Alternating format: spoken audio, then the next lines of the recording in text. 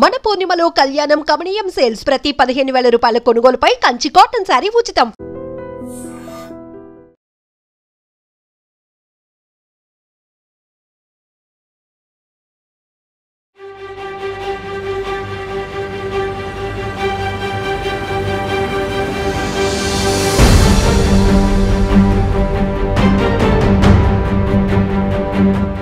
నమస్కారం, welcome to I dream.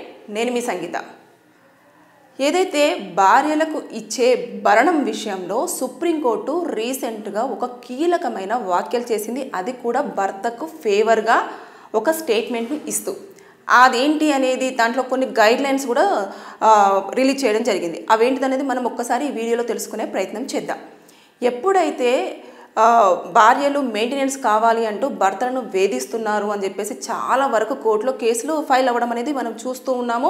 భర్తలు కూడా కొంతమంది సూసైడ్ చేసేసుకొని మేము కట్టలేని సిచ్యువేషన్లో ఉన్నామని చెప్పేసి ప్రాణాలు వదిలేస్తున్న సందర్భాలు కూడా మనం ఎన్నో చూసాము, ఎన్నో వార్తలలో కూడా వినడం జరిగింది. అయితే పూణేలో ఒక భార్యాభర్తలు ఇద్దరు కూడా అక్కడ ఉన్న హైకోర్టును అప్రోచ్ అవ్వడం జరిగింది. ఫ్యామిలీ కోర్టులో వాళ్ళకి న్యాయం జరగలేదని హైకోర్టుకు రావడం జరిగింది. వచ్చినప్పుడు ఆవిడ భర్తను కొంచెము ఏదైతే భరణం ఉందో దాన్ని ఎక్కువ స్థాయిలో మెయింటెనెన్స్ అనేది నాకు వన్ టైం సెటిల్మెంట్లో కొంచెం సెటిల్ చేయాలి అని చెప్పేసి అడగడం జరిగింది. అడిగిన తర్వాత దానికి కోర్టు కూడా అంత ఇచ్చుకోలేరు అని చెప్పేసి భర్తకు కొంచెం ఫేవర్గా అనేది అక్కడ జడ్జిమెంట్ ఇవ్వడంతో ఇమీడియట్గా ఆ భార్య ఏం చేసింది అంటే సుప్రీంకోర్టులో ఒక సూట్ వేసుకొని నాకు న్యాయం జరగలేదు ఏదైతే హైకోర్టులో నాకు ఇక్కడ న్యాయం కావాలి అని చెప్పేసి దాన్ని కార్నర్ చేస్తూ అందులో ఒక పిటిషన్ వేసుకోవడం జరిగింది. జరిగిన తర్వాత ఎప్పుడైతే బెంచ్ మీదకి వచ్చిందో అప్పుడు అడ్వకేట్స్ ఉన్ని జడ్జెస్ వాదనలో విన్నది ఏంటంటేను అక్కడ ఉన్న ఎవరైతే జడ్జి ఉన్నారో ఆయన అడగడం జరిగింది.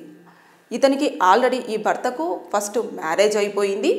తర్వాత నెక్స్ట్ ఏదైతే సెకండ్ భార్యగా ఈవిడ వచ్చిందో ఈవిడ కూడా నాకు మొదటి భార్యకు ఎంతైతే చెల్లించారో అంతే డబ్బులను ఇవ్వాలి, అంతే నాకు సెటిల్మెంట్ వన్ టైంలో సెటిల్మెంట్ చేయాలి అని చెప్పేసి కోరుకోవడం జరిగింది. వెంటనే ఇమీడియట్గా జడ్జి గారు ఫస్ట్ భార్యకు ఎంత ఇవ్వడం జరిగింది అని అడిగితే 500 కోట్లతో పాటు అమెరికాలో ఆవిడకు ఒక ఇల్లు అనేది ఇవ్వడం జరిగింది. అంటే ఫుల్ రిచ్ అన్నట్టు, బిజినెస్లో మంచి హై పొజిషన్లో ఉన్నారు, మంచి ఇన్కమ్ ఉంది. అదంతా చూసేసుకున్న తర్వాత అప్పుడు అతను రిచ్చే అయి ఉండొచ్చు, కానీ ఫ్యూచర్లో ఇదే సిచ్యువేషన్లో ఉంటాడు, ఇదే స్థాయిలో ఉంటాడు అని మీరేమైనా గ్యారంటీ ఇవ్వగలరా?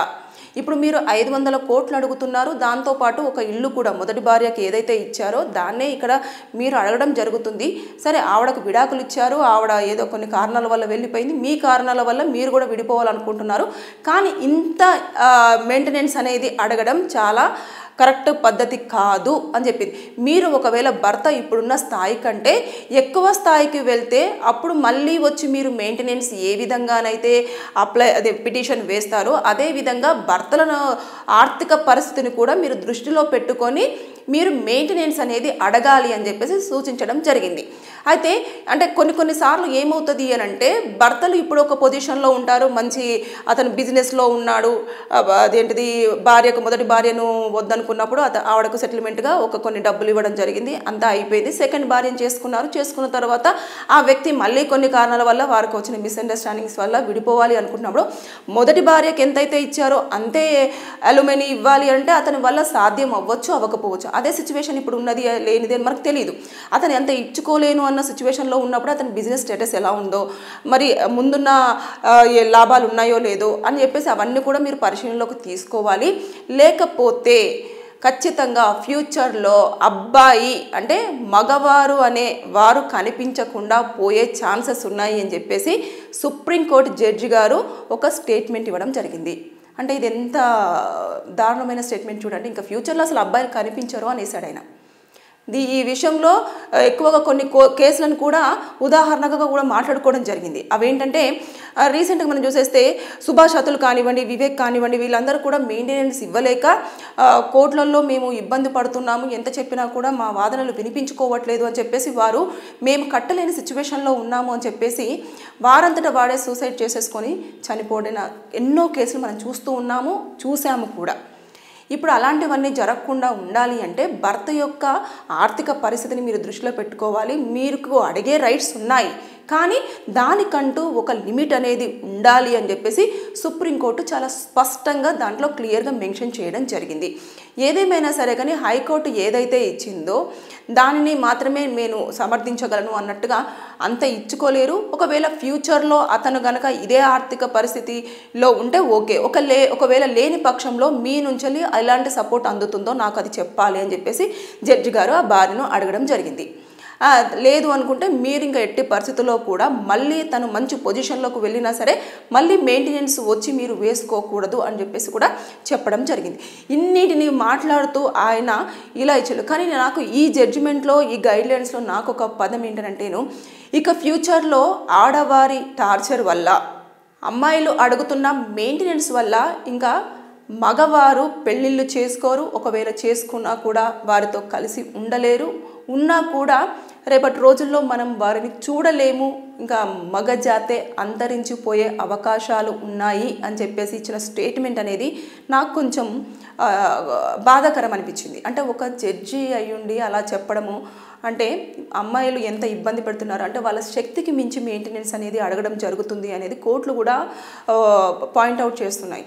కాబట్టి మీరు ఆలోచించండి, మీరు పెళ్ళప్పుడు ఎంత అయితే ఇస్తారో దానికంటే 1 లక్ష 2 లక్షలు ఎక్కువ తీసుకోవడానికి ప్రయత్నం చేయండి తప్పించి అంత కాదు నాకు ఇంత కావాలి నాకు ఇంతే కావాలి అని చెప్పేసి మీరు అలా కూర్చోకూడదు. మళ్ళీ ఫ్యూచర్లో అతను బాగా సెటిల్ అయిపోయిన తర్వాత వచ్చి మళ్ళీ మీరు మెయింటెనెన్స్ వేసుకోవడానికి మీకు రైట్స్ ఉన్నాయి కాబట్టి, లీగల్గా ఆ రైట్స్ కూడా ఇచ్చారు కాబట్టి అప్పుడు చూద్దాంలే, ఇప్పుడైతే ఈ స్థాయిలో తీసుకుందాము అన్న ఒక ఆలోచన అనేది భార్యలు ఎవరైతే కోర్టుల మెట్ల మీద ఉండి మెయింటెనెన్స్ కోసం ఫైట్ చేస్తున్నారో వారు ఆలోచిస్తే అన్ని రకాలుగా బాగుంటుంది అనేది నా యొక్క అభిప్రాయం. అంతే, నేను ఎవరిని పాయింట్అవుట్ చేసి కానివ్వండి ఇలా ఉంటుంది అలా ఉంటుంది అని చెప్పేసి నేను చెప్పట్లేదు. కానీ ఒక్కసారి అబ్బాయిల పరిస్థితిని కూడా ఆలోచించాలి. అంటే వారు కష్టపడతారు, వారు ఎన్నో స్ట్రగుల్స్ ఎదుర్కొంటారు. ఈ విషయంలో అయితే ఇప్పుడు సుప్రీంకోర్టుకి వెళ్ళిన ఫ్యామిలీ విషయంలో అయితే వాళ్ళు కొంచెం ఆ అబ్బాయి రిచ్ కాబట్టి అమెరికాలో కొన్ని బిజినెస్లు ఉన్నాయి, దాని తర్వాత ఇండియాలో కొన్ని బిజినెస్లు ఉన్నాయి కాబట్టి ఆయన సర్వైవ్ అవ్వగలిగాడు.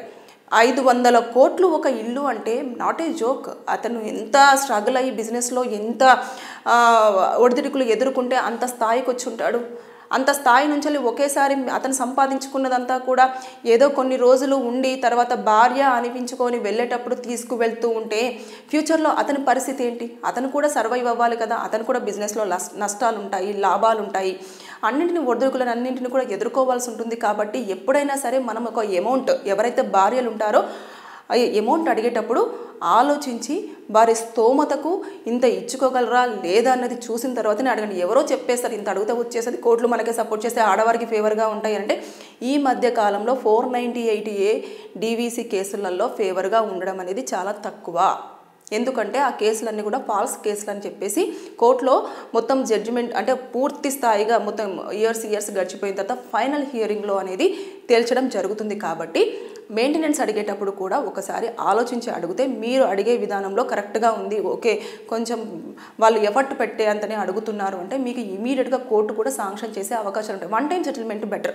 అంటే మ్యారేజెస్ విషయంలో వీళ్ళు ఎంచుకున్న విధానం కరెక్టే. 1 టైం సెటిల్మెంట్ ఉంటే ఇంకా పూర్తి స్థాయిలో ఇంకా వారికి మీకు ఎలాంటి సంబంధం లేకుండా ఇంకా ఫ్యూచర్లో ఎవరి లైఫ్ వాళ్ళు లీడ్ చేసుకోవడం కోసం బాగుంటుంది.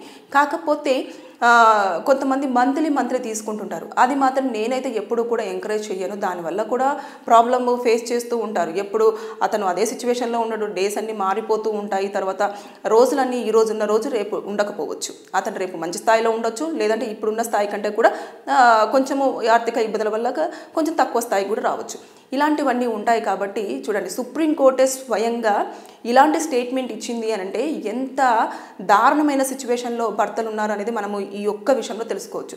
సో సుప్రీంకోర్టు ఇచ్చిన గైడ్లైన్స్ ప్రకారం భార్యకు భర్తనే కాదు, భర్త యొక్క పరిస్థితిని కూడా భార్యలు ఆలోచించి భరణం అడగాలి అని చెప్పేసి చాలా క్లియర్గా చెప్పింది. దాంతోపాటు ఫ్యూచర్లో వారికి ఆర్థిక ఇబ్బందులు వస్తే ఖచ్చితంగా భార్య తరపు నుంచి వెళ్ళి ఏమైనా కంపల్సరీగా చెయ్యాలి అని, అంటే అతనికి ఆర్థిక పరిస్థితులు ఎలా ఉంది, కొంచెం బిజినెస్లో లాస్ వచ్చిందంటే మీరు కొంచెం అమౌంట్ కూడా పెట్టాలి అన్నట్టుగానే ఈ స్టేట్మెంట్లో ఇవ్వడం జరిగింది. ఏదేమైనా సరే కానీ సుప్రీంకోర్టు ఇచ్చిన ఈ తీర్పు పట్ల మాత్రం నేను కొంచెం పాజిటివ్గానే ఉన్నాను. నా అభిప్రాయం మాత్రమే నేను ఇక్కడ వెల్లడిస్తున్నాను. నేను ఎవరిని ఉద్దేశించి మాత్రం నేను అనట్లేదు. ఈ వీడియో చూస్తున్న వారికి ఎవరికైనా సరే ఏమైనా లీగల్ డౌట్స్ ఉంటే కింద కామెంట్ రూపంలో తెలియజేయండి. నేను దానిపైన వీడియో చేసి మీకు పూర్తి సమాచారం అందించడానికి ప్రయత్నం చేస్తాను. Thank you.